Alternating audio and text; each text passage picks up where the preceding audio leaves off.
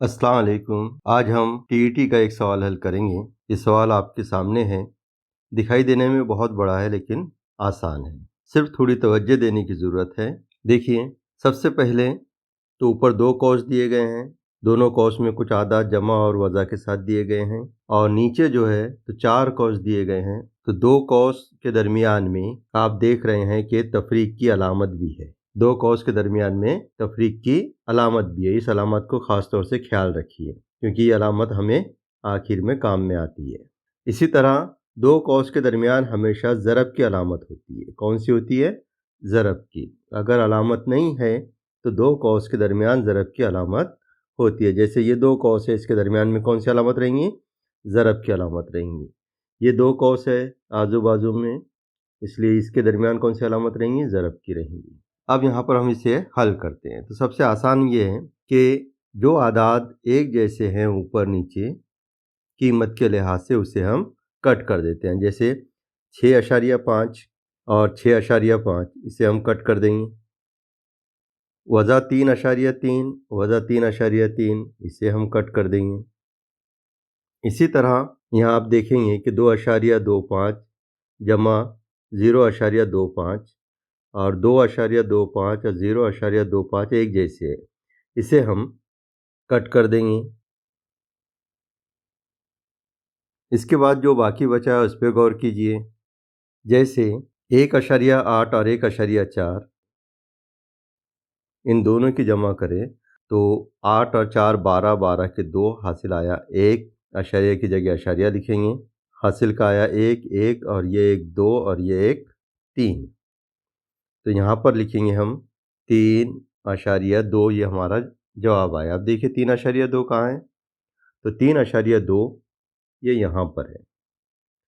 अब 3.2 की बजाय आप बोलेंगे कि ये 3.2 सिफर है।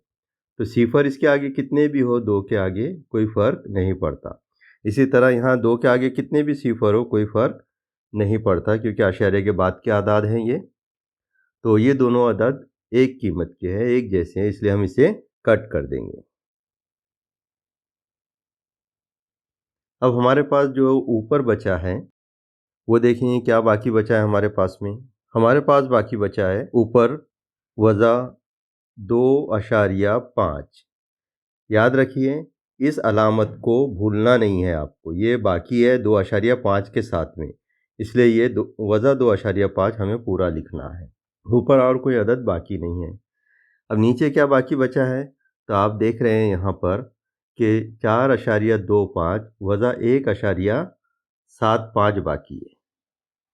इसे हम यहीं तफरीक कर लेते हैं। अगर आप ज़बानी तफरीक करते हैं तो बहुत ही आसानी से हल हो जाता है। अगर ज़बानी नहीं आती है तफरीक तो आपको यहाँ पर तफरीक करना पड़ेगा। 4.25 में से हम 1.75 तफरीक करेंगे।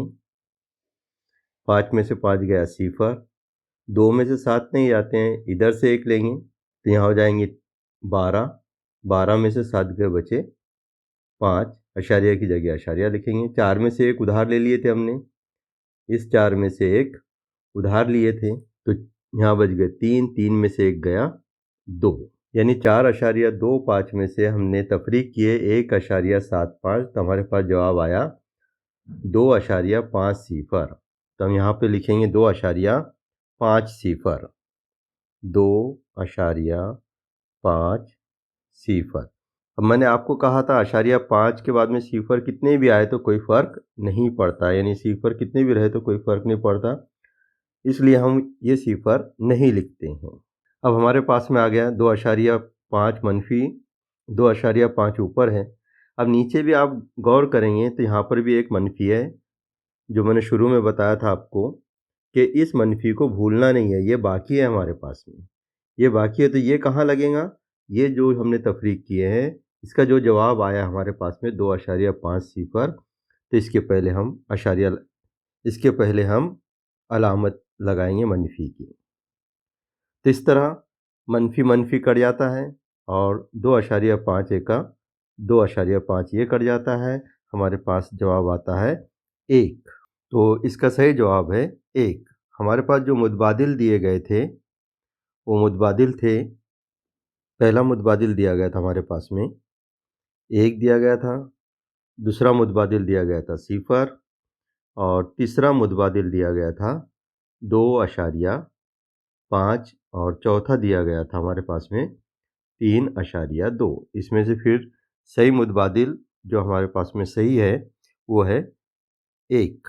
ये हमारे पास में सही मुतबादिल है। उम्मीद है कि वीडियो आपको पसंद आया होगा। इंशाअल्लाह फिर मिलेंगे अगले वीडियो में।